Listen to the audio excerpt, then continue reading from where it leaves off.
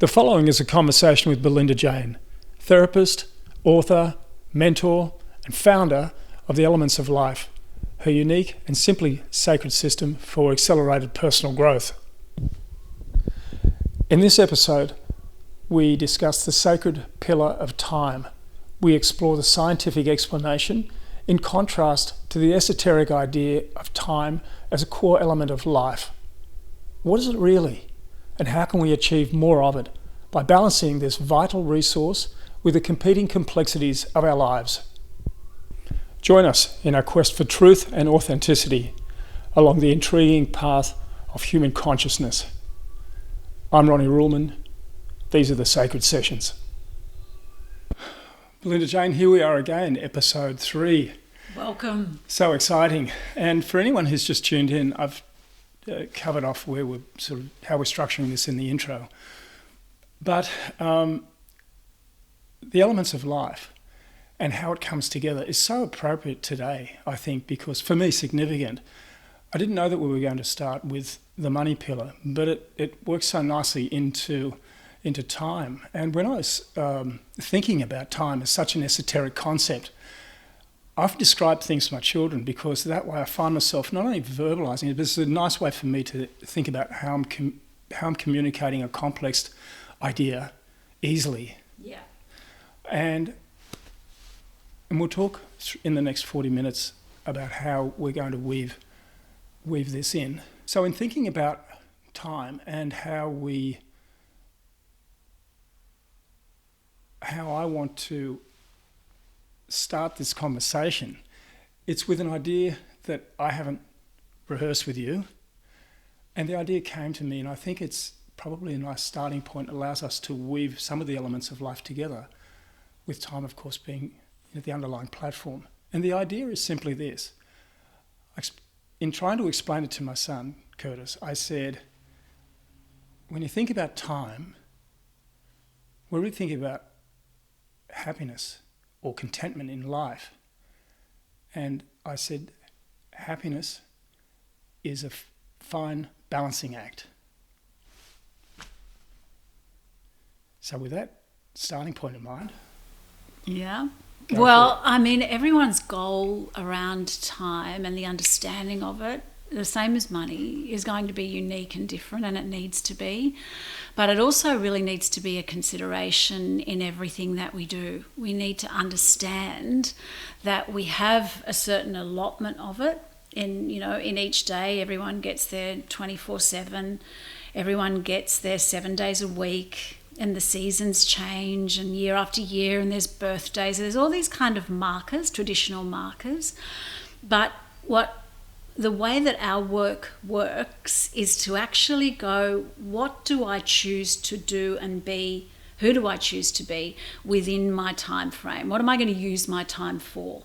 What's my relationship to that thing, to that pillar? And that's the balancing act. It is the balancing act. The money, time, energy, love, it is the balancing act. And I like it to be a consideration, because often people will come and say things like, I haven't got time, or I'm time poor, or, we weave a lot of phraseology into our time understanding. We kind of say things like, time marches on, or... time is money. Yeah, time is money. And... we tell ourselves a story about it, and then we live within that story that we've told. So often it's not serving people, the story that they're telling themselves about time and what they'd like to use it for.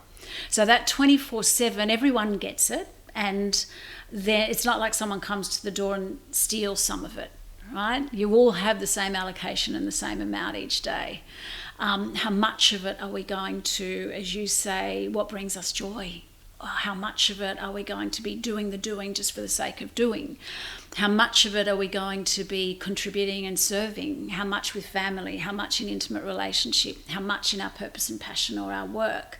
There's an allocation that we can actually tell ourselves in the morning, this is what I'm doing, this is who I'm being, and this is how. It's one of our barometers, right? So it doesn't just slip away, because everyone will say time flies. Remember my babies, and I missed that. or there's so many, as I said, allocations of what you know to be true for you within that time pillar. People constrain themselves, or they release themselves to freedom around it. Yeah, endless. Time can be endless, or it can be limitless, or it can be very limited, right? And when I work with people that are dying, they have a very sharp focus, completely different to the rest of us that kind of takes that pillar for granted. They're like, this is how I want to spend my time. And they really allocate, and they're really clear about it. And they're different conversations, right? And that time, that moment, that end, that last breath can happen to any one of us at any minute, right? We don't know that. It's a fascinating idea, isn't it? Because there's a couple of things in that. And, you talk about the narrative that we create for ourselves.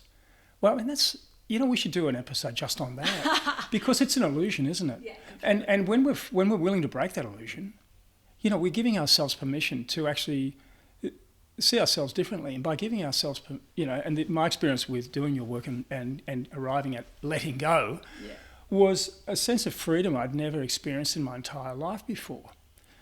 But the elements of life work is really centered around that, isn't it? Yeah. So the pillars, as they come together, it's like we were discussing yesterday, the golden thread. Yeah. And I love that concept because it's, if time, energy, love, money, they're really inseparable and intangible, but they create our reality or our perception of our reality. And so we can change that. And I was saying to my son, and it's this morning, it's his 16th birthday. And I explained to him that as you get older, those increments that go, I said, have you ever noticed Christmas comes around quicker? And I was explaining to him in this time continuum, in trying to understand, the conversation also, we're using time. We have so much of it when we're younger. We think we do. And as we become older, we become more acutely aware of it. The people that come and see you, do they talk to you about time, or is it their slavery to their narrative? Yeah, well, and they decide. So there are people that are often late. They'll be late every time, and they'll be late for everything every time. It's not just me, and that is because they have decided. They'll say things like, "I'm always late. I never have enough time." So yeah, you'll hear it. I'll hear it running through their conversations. And so because really, again, in quantum physics, it doesn't exist. Like linear time really doesn't exist. It all happens down a spiral, right? A never-ending kind of spiral. But the reason in our construct that it happens in linear time is so that we learn to experience ourselves, and we look back at our past and what we've learned, and we bring that into the present moment, because all we really have to affect change is the present moment. If we speak about time, it's only valuable now. We've learned from our experience, or sometimes we don't, and we need to repeat and repeat and repeat in the cycle. But to affect change only happens in this moment. You can't affect what's happened in the past other than bringing the experience, and you can't determine what's going to happen in the future other than take this with you and decide now how you'd love that to be or look or feel. Yeah, the person that you want, your relationship to that thing, and that's where you allocate it, and that's what I have people do. Wow. Eckhart Tolle created his life's expression around the concept of now, the power of now. Absolutely. And when you think about it, and I've thought about this a lot, it's a mind-blowing idea that there is nothing else for you and for me right now except this moment, this conversation, this reality. The idea that what comes next, what I did this morning, looking forward to an event this weekend, that's not real, is it? They're just thoughts, they're just ideas. And you construct them in this moment. You construct them in the moment. Yeah. So when we move through life then, how do you work with people in your work to help them understand that everything that happens is a consequence of a choice that was previously made at some point, whether they were aware of it being a conscious decision or not, and the acceptance of that? I mean, wouldn't that be liberating in itself, just that understanding? To know that they have choice in the moment, and to know that they had choice back then, is probably one of the most profound and transitional moments, transforming moments in the practice when someone realises that they have choice.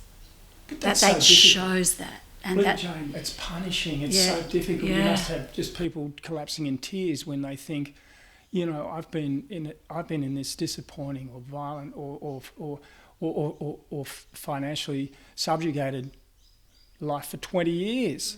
And I could have chosen something else, and it's all my fault. And the realisation that I'm not the victim.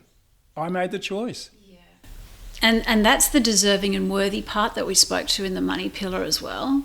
What's the perfect self-expression within your time? Because it's the canvas, basically, if we view time as a canvas. Who, as a result of what I've learned, that I had choice then and now I'm going to choose differently. I'm going to use my time to choose differently, and different colours are painted on that canvas as a result of that. It's actually quite empowering for them to recognise that they have choice. Because in the past, maybe they didn't know that they did, but they needed that experience to get to now I choose differently. They had to have that, and now I choose differently. And as a result of then, timelines open up for them. Right, differently. Their perception of themselves and how they spend their time and what it means to them and their relationship with it and to it changes instantly. It's incredible. It's profound. An analogy I can provide through my experience that might be useful for this conversation is when my marriage ended some years ago. I was actually in a job. It was one of the few times in my life where I had an employer. Now, I had the employer for the simple fact of security of income, because I found myself a single parent with two very young children, and supporting the family circumstances. I wasn't a runaway sort of dad or what do they call them, delinquent or whatever. So I was, obviously trying to keep the show on the road, even though I wasn't part of it anymore. And then I realised that my boss at the time, and he was a real tool, so I hope he's watching this. He would make appointments for me with sometimes the executives in the business at 3 p.m. on a Wednesday afternoon or a Thursday afternoon, when he knew that I had to be 20 kilometres away picking up my daughter from preschool. Now, if you know anything about preschool, you have a 15-minute window to pick up your child. It's not it's that they don't provide after school care. And if you weren't there, they'd be on the phone saying, "Where are you?" And someone else needs to be here because we don't do this.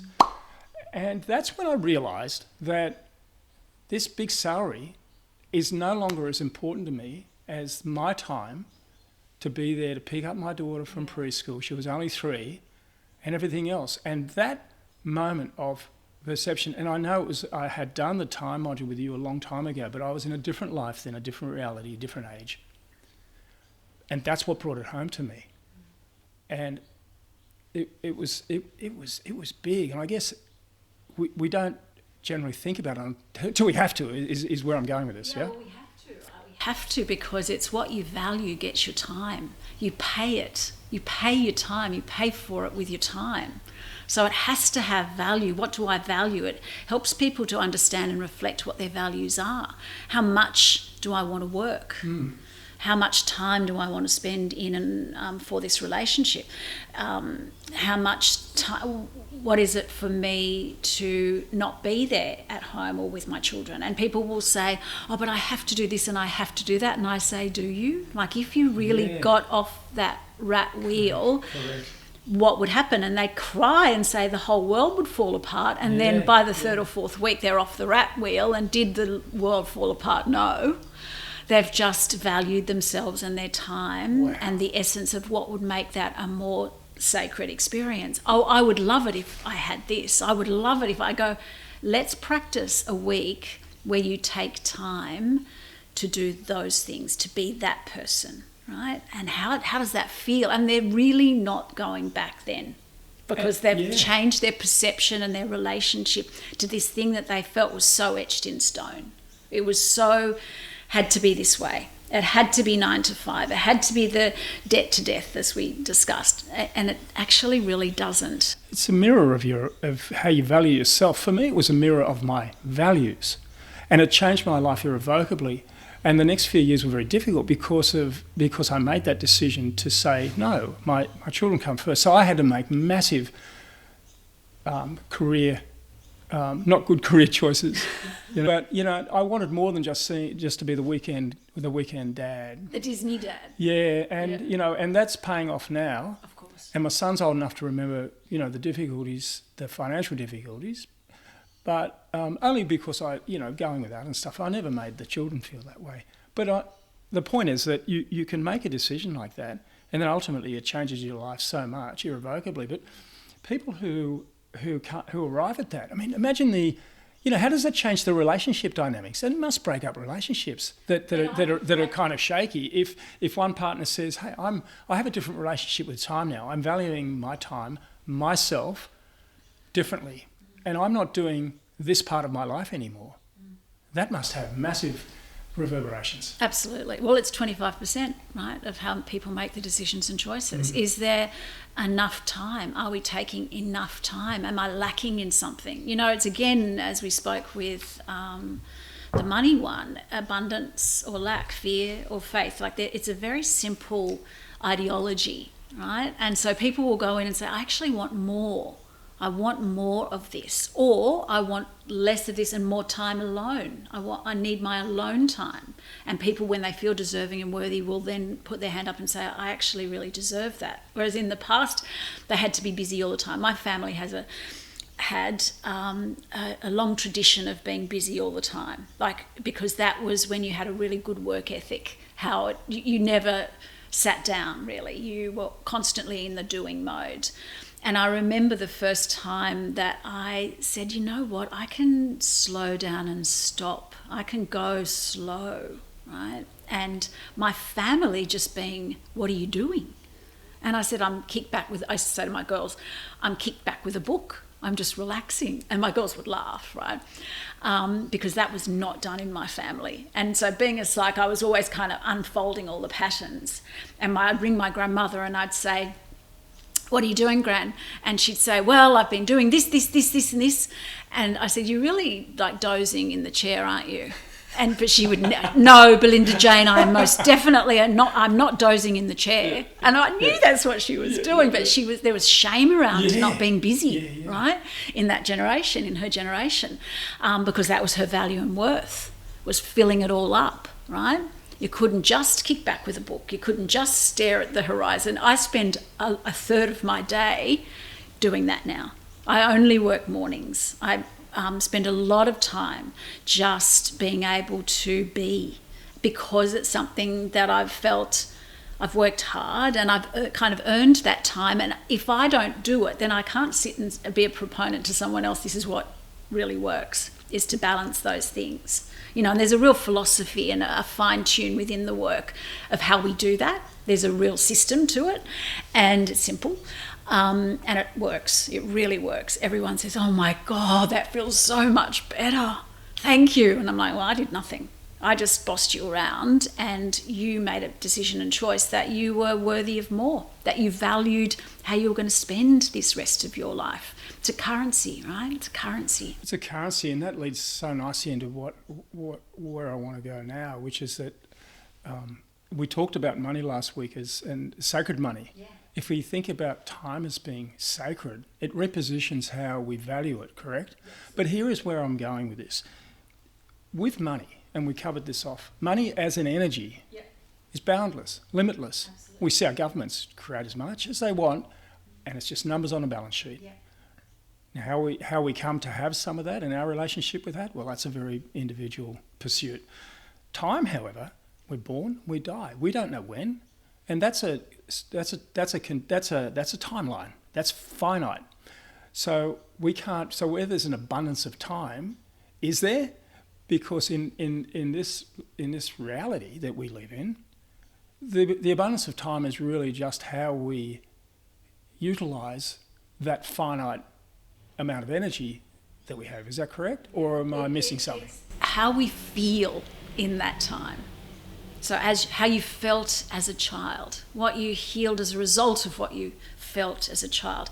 concertinas then into the next phase, and we have the tanks, as you know, the life tanks. So you require and desire and achieve and land at different places at different times, like an allocation of 7 years. 0 to 7, there's something going on. 7 to 14, you shift and move to something else. 14 to 21, you shift and move again, and it goes up into increments of sevens. And by 7 sevens, 49, most of us will have, people say it's a midlife crisis, but what it really is a rediscovering of what we do and don't want. I became a father at 49. Yeah. So on a 7 year, so my son and I paralleling on that cycle, just that, which doesn't surprise me. No. It's kind of beautiful, really, because we know, I know where he's at, and I'm teaching him where he's at. And so those cycles. So can you talk some more about the idea of of the healing? How does the passage of time play into healing some of our childhood shadows? We all have them. Even if we think we don't, we do. Yeah. Let me tell you, explore that idea. We all have our shadows, and they will express themselves if we ignore them, as we have touched on, and we won't go too far into that. But how does time, how does your work help with that? It speaks to the tanks of time, the time 7 years. It speaks to littleness firstly, which is just the physiology of feeling. I feel, therefore I am. That's 0 to 7. And it's quite raw and real. And their environment is very important. The child lives basically where, a life through the environment and the way that their love languages, which we'll discuss next time, are delivered to them or not delivered to them, or how worthy and deserving of those. They come in with that, really, in my work. And then, so that's nurture, nourish, protected, provided for.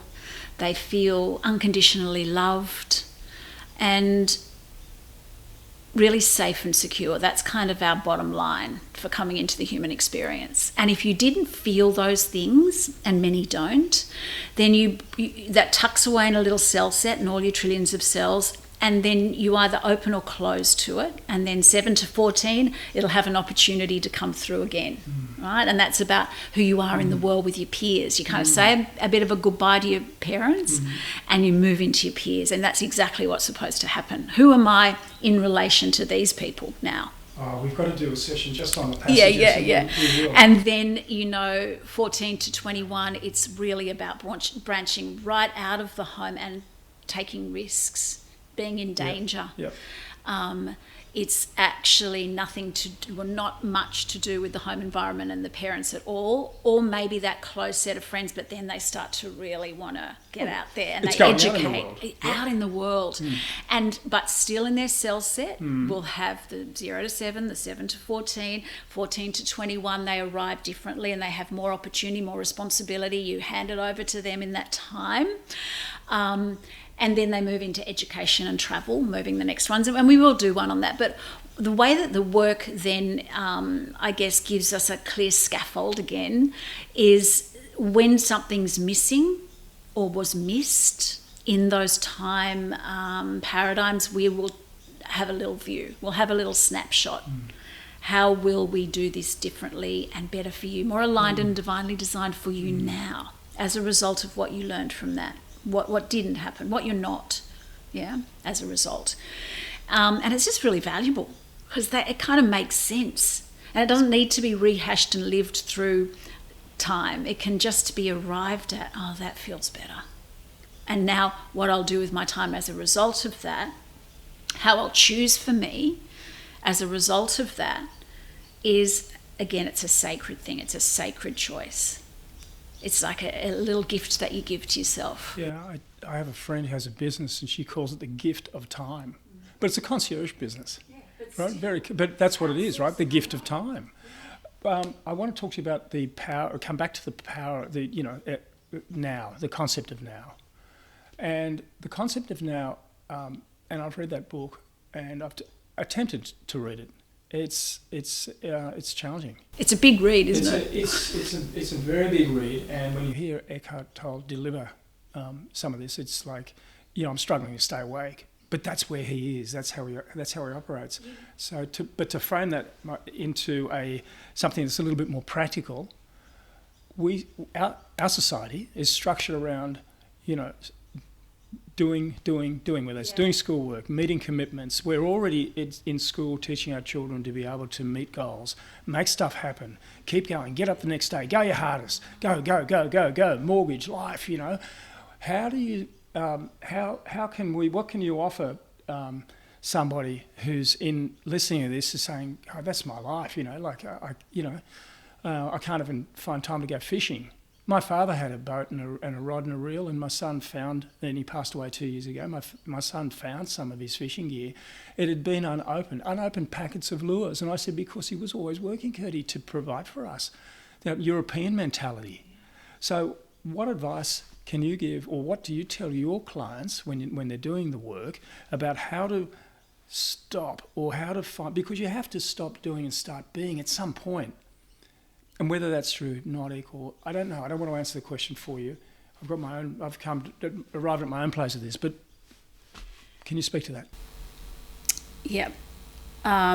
Once a person starts to really understand their own story and they speak it out loud to our facilitators or anyone that's sitting before them, what happens is, as they unfold it, they recognise and realise that there's a point where they no longer need to do that, where they will no more, they can no longer. They arrive where they've suffered enough and they're ready to change it. And so the sadness is the fact that they feel that time has been stolen from them when actually they've been giving it away.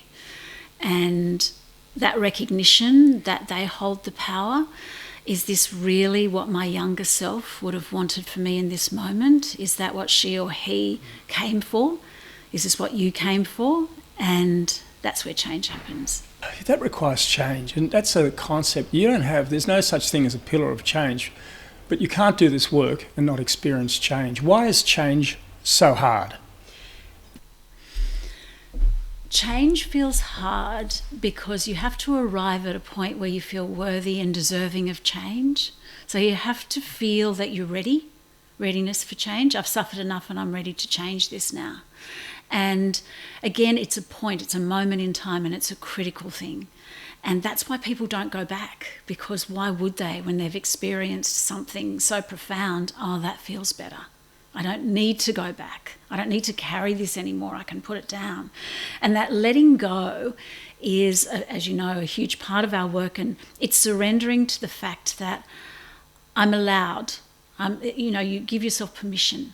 And people will often say, thank you for allowing me. And I'm like, I didn't allow you. You allowed yourself. I was just privileged to hold your hand or sit with you as you went through this. And it's very unusual for people to then say, no, look, I'd rather go back to the way it was. In fact, I've never heard it. Once they get to that place through the change, then this feels better. Homeostasis is achieved through the body, and you feel that sense of exhale and relief and surrender and letting go. And that's why it's such a pivotal, or one of the first pillars of the work. So there's so much. It comes back to the sacred, right? Yeah. The truth. So the idea, this concept of coming to that realization of what time is, or how you're allocating it, or perhaps not allocating it for your highest good or in your best interest. There's a lot of guilt associated with making some of those decisions, isn't it? And ultimately, if you come back and I say, why is change so difficult? And you say, because it's you're honouring yourself, and a lot of people perhaps have never even considered, what does that mean? What does that look like? It's really, I said self-love, and different people will have different words for it. You're connecting with your sacred truth. Yeah, it's your value, right? And your worth to yourself. But my goodness, what happens here, Belinda Jane, if you come to that moment and you realise that the person you sleep with every night and have been for 20 years is not going to fit into this new reality of yours? That must be just another layer of like, wow. When that moment comes, that's when your truth comes, and everything around you, including the relationship that you're having or the times that require change that you were speaking of earlier, people are afraid of it. You know in your soul story that you can't go back to those things. You have to live your truth. You have to be and stand in truth. Your authenticity comes calling, and you're no longer a child that is then only looking for safety, security, nurture, nourish, protect, provide, unconditional love. You deliver those things to yourself. So therefore, from the other, you require more. And if you don't align to that in the intimate relationship or the work relationship or the familial relationship, then you're lying to yourself. You're no longer carrying your authenticity. And that's a much more difficult position than just about anything else. So the idea of no, because when we make these decisions around time, sometimes we have to say no. It's really interesting. No is one of the shortest words in our language, but it holds the most power and punch. And in our tuning in module, which is the second part of the work, we learn to access our knowing, our ability to say no 50% of the time. And for a lot of people, that's really hard, as you say, because they've been people pleasers, or they're the yeses, or I'll make it work. And what that does is drain their other pillars. So I have a week where they practice. 50% of the time, your inner child, the body, the physiology that's carrying your soul story around, says, I will no more, I can no longer, I really don't want that. And if we keep overriding and acting against that no and that knowing, digestive issues come, things happen around our heart, things happen around our blood supply, our brain, because we're actually not listening, we're not living in alignment with our knowing, with the ability to say no 50% of the time. I used that word and I thought about it in the car coming over here this morning. But it's a word that a lot of people naively use, isn't it? Oh, I want to be happy. Well, what does that actually mean? You know, it's something that comes and goes. So clinging onto it is never a really good idea. It's like when someone says to me, I want to be happily married, or my friend's happily married, and I look at them and I say, you know, those two words possibly shouldn't ever really be said together, because it makes something that's sacred become quite trite and minimises something that has a lot of colours and textures and flavours and depth to it. You know, there's beautiful things and there's heart-wrenching things, and they all create what a marriage is, what any relationship is. So when I hear someone, and especially young people, you know, where they come for premarital counselling, which I love doing, and they say, we just want to be happy. And I say, think about that. Don't you want a little bit more? Don't you want more of the depth and the richness, so that when you're, you know, in your 80s or 90s, all of the broad base of experiences, happiness will be in there. There'll be sprinkles of happiness, but there'll also be contentment and joy and peace and confrontation and all of the things that you had to climb over and roll through in order to arrive to these beautiful moments where, as I say, I prefer peace, contentment, joy, things that have some endurance to me. I prefer to happiness. Correct. It's for me, and I've arrived there not long ago to a place of, it's a serenity, it's a harmony. So it's a harmonious existence. I'm still functioning, I still do stuff. I do more now than I was back then. In a beautiful way, though. There's no conflict in what I do. There doesn't need to be. Life's there's no friction. And so you could describe that as happiness. Absolutely. The freedom, the sense of freedom for me is the thing. There's the lack of obligation. Yes. The removal of obligation, and that happened after my dear father passed away, and I realised now that I was only obligated to my children and myself. And the sense of freedom that came with that was overwhelming. And of course, look how my life's changed in the last 2 years. Yeah. And because that's when I started working intensely with you, with the program of Elements of Life, and we'll put some links in about how you can enjoy a harmonious life and have exactly what you want. But understand, here's the thing, understand what you want. Yeah. I ask men that when they talk to me. Yeah. I say, do you know why you're doing this? Oh, my marriage ended, I started dating. I say, do you know why you started dating? And they pause. It's a difficult question because that's what you do. It's really interesting when I hear someone saying should or shoulding, because it really means that it's something that they feel that's what's expected of them rather than what their heart desires or what their purpose and passion is or what they really, really deep in their soul story want to do. And so it's one of my hard and fast rules that they no longer say should, that it's like trying is lying is one of my other ones that I say.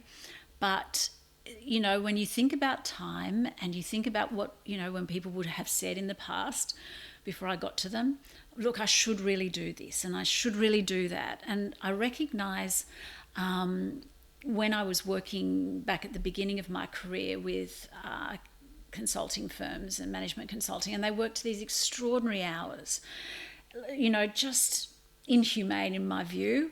And because they knew they needed to put that time in to get to this certain place, and they burnt out and they suffered so much and they missed so much. Time was in their mind stolen from them, and they often regretted that. And I know even for myself, when I was first practicing, I wanted to, it wasn't really even a should, it was I wanted to have a broad base of experience and take the time to see really young people and to see really older people and to recognise if this work would work right across the board. And the should story is actually